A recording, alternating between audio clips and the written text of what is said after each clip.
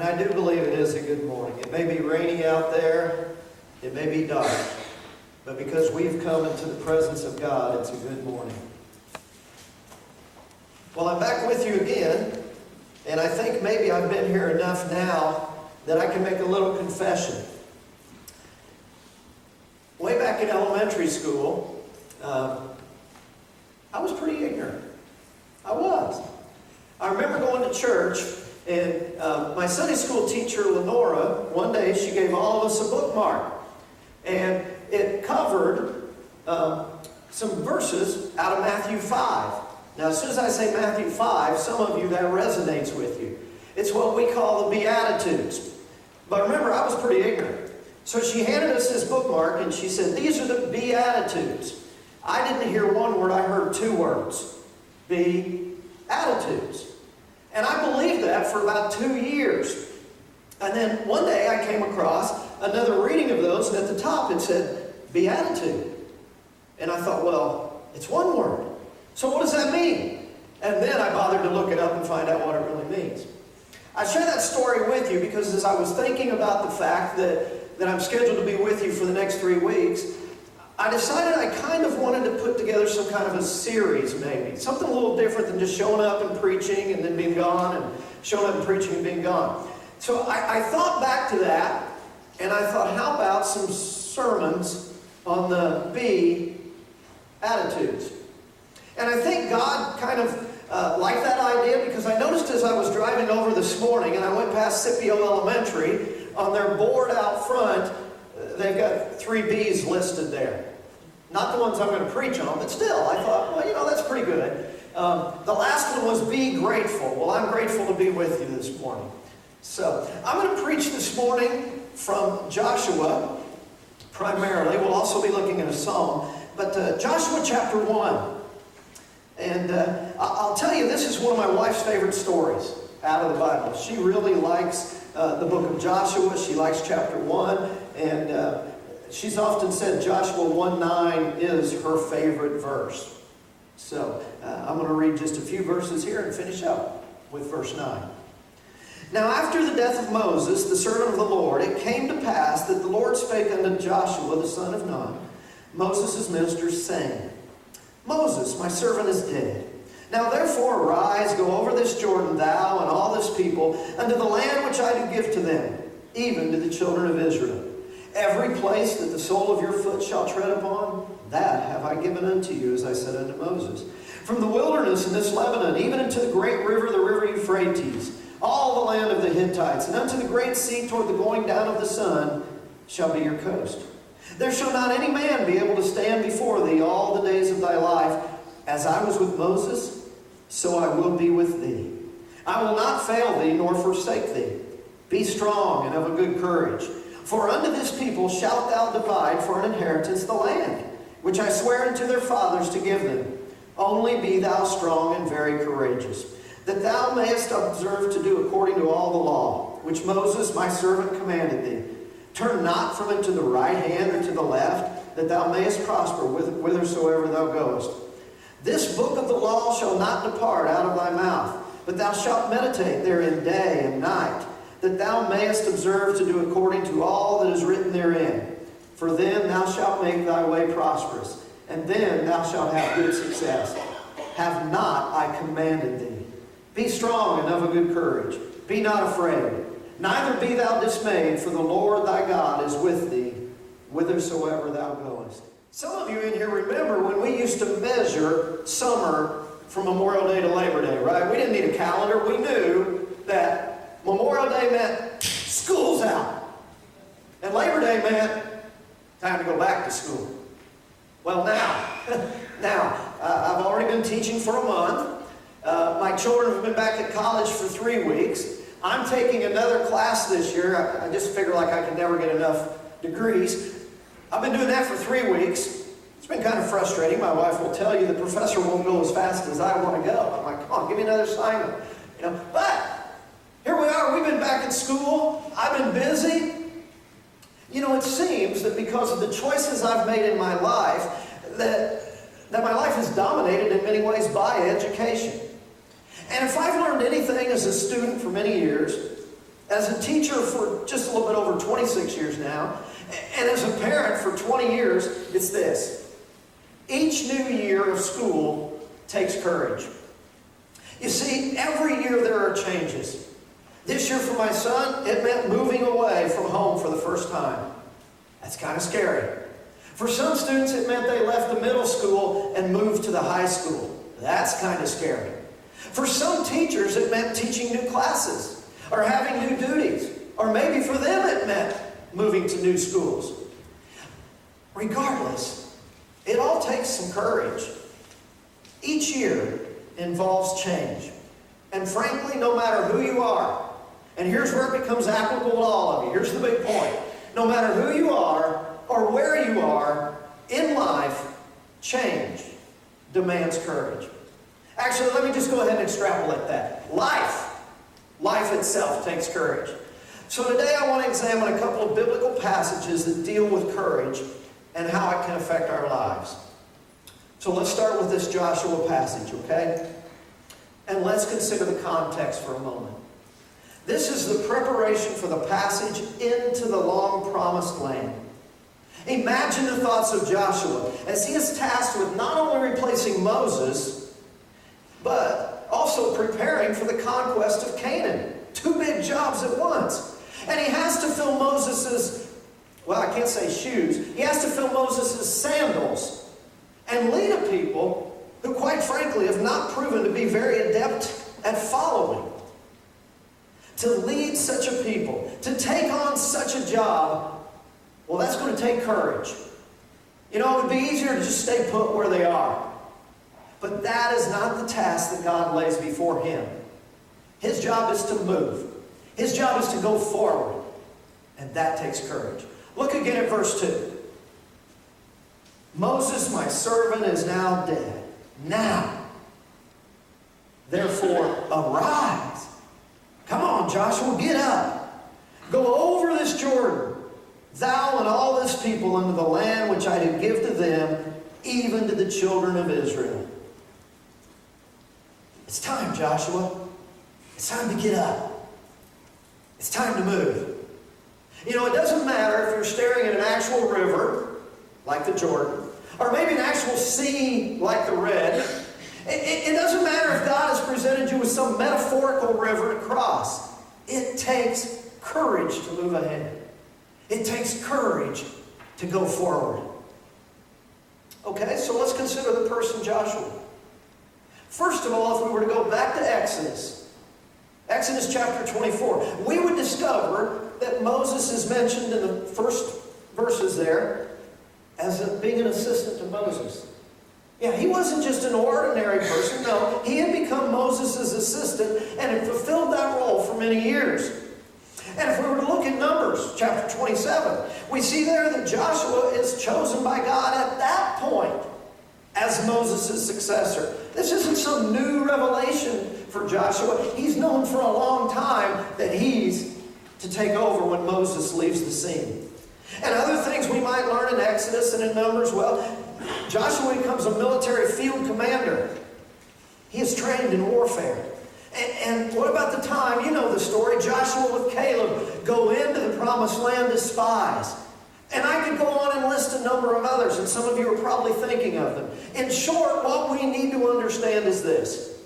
God has been preparing Joshua for this day and for this task for quite a while now. Let me go to another section in the Bible. I'm going to go to Psalm 27, if you wish to join me there. It's a Psalm of David. And rather than looking at the beginning of it like we did with Joshua, this time I'm going to go to the end of it. Psalm 27. Let me read verses 11 to 14 to you. David writes, Teach me thy way, O Lord. Lead me in a plain path because of mine enemies. Deliver me not over into the will of mine enemies. For false witnesses are risen up against me, and such as breathe out cruelty. I had fainted, unless I had believed to see the goodness of the Lord in the land of the living.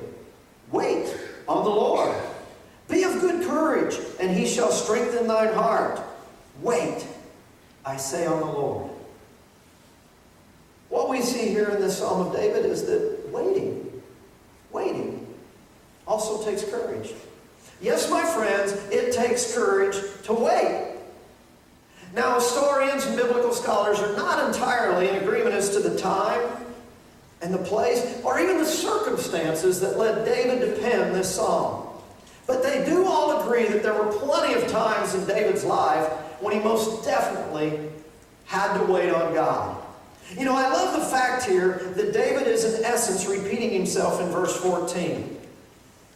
A dear friend and mentor of mine, who also happens to be named David, often taught me that wisdom bears repeating.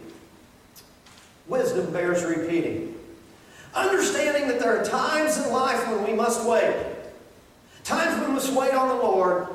Well, that sounds like gaining some wisdom to me. Amazing, isn't it? Think about it. According to our Bible, to move and to go forward takes courage, and to not move, but instead wait, does too. In other words, let me repeat myself. Life takes courage. So let's apply these ancient truths to our lives.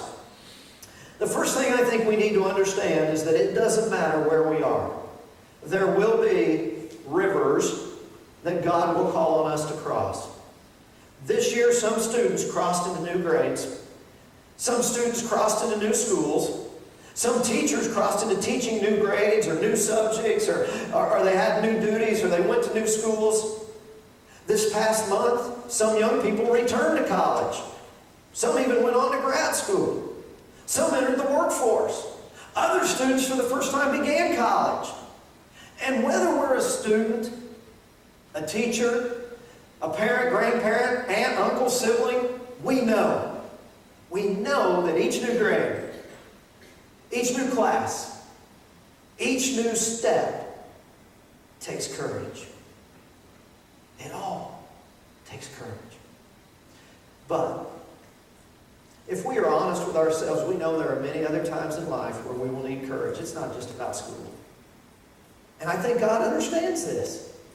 Remember, he admonished Joshua multiple times to be strong and courageous. And the important thing we have to grasp is this. Our God is on both sides of that river. He's on both sides of the river. For the Israelites, he was in Egypt, he was in the wilderness, and he will be in Canaan land. He will not forsake them or leave them. And it's the same for you and I. Yep. It may not seem like it now to my younger students here, but he's on both sides of high school graduation. He's with you now, and he'll be with you when you graduate. And you know what? He's on both sides of that job interview. And he's on both sides of your engagement and your marriage. So take courage. He's on both sides of retirement. So have courage. Friends, he's on both sides of the doctor's office. And yes, he is on both sides of the grave. So have courage. Have courage.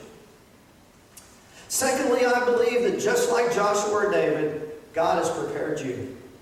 He's prepared you for whatever river he's going to call you to cross. He's made you. You are exactly, let me repeat it, you are exactly the way God wants you to be. If he wanted you to be taller or shorter, you would be. If he wanted you to have blue eyes or brown eyes or green eyes, you would have. And I've recently come to accept this fact. If he wanted me to have hair, I would have. God made you. The Bible tells us that we are fearfully and wonderfully made. It tells us that before we were even born, that God formed us in our mother's womb. If we really believe this morning that God is everywhere, as we say, and if we believe that God made us, then folks, we can have courage. We can have courage to wait, or we can have courage to move. It's kind of early in the fall semester, and my wife will tell you, I am a huge football fan. Not so much professional anymore. I'm kind of done with those folks. But high school and college, I'm still there. So I thought maybe I'd tell you a little football story this morning. Is that okay if I tell you a football story? Well, I hope so, because here it comes. Today, you will never catch me rooting for Alabama. It will never happen. I'm sorry, it just won't happen. But I got a story about Paul Bear Bryant. Some of you know who I'm talking about. Alabama's legendary coach. The coach who left Kentucky for Texas A&M and then left Texas A&M to go to Alabama and built a powerhouse down there in the South. You may not know this story because they didn't always used to be on television. But he had a ritual. Every game day, he would look at his quarterback, he'd give him a little finger, and the quarterback would come over and he goes, let's take a walk. And they would walk out alone onto the field, up and down the sideline. And Coach Bryant wouldn't say a word. And the quarterback, because of the awe that he had for Coach Bryant, well, he wouldn't say a word either. They'd walk in silence up and down the sideline. And then Coach Bryant would stop. And just before they had to enter the locker room for preparation, he'd put his arm around him and say, young man, be brave. And then he'd turn and walk into the locker room. Just two simple words. Be brave. You ever watch college football? I think that's pretty good advice for a quarterback, isn't it? Because once that ball snaps, there are going to be some large, fast men on the other side, and they're going to try to slam that quarterback to the ground as many times as they can. And in the course of that game, there's going to be times when that quarterback wants to just bail out and go ahead and throw it out of bounds. And sometimes he'll need to. But other times he's going to have to trust his offensive line to hold the line. He's going to have to trust his receivers to break open so that he can do his job. Yeah, I believe in college football, you got to be brave to win. Well, folks, to win in the game of life, we must be brave. Remember what I told you about my friend Dave? Wisdom bears repeating. Let me share a fact with you you may not be aware of. There are 366 instances in the Bible, 366 instances where we find that a person or a group of people are being counseled by God to not be afraid. Sometimes it starts out, fear not. Sometimes it just says, be brave. But 366 times, just think about that for a second. In other words, even in a leap year, you got every day covered. Be brave.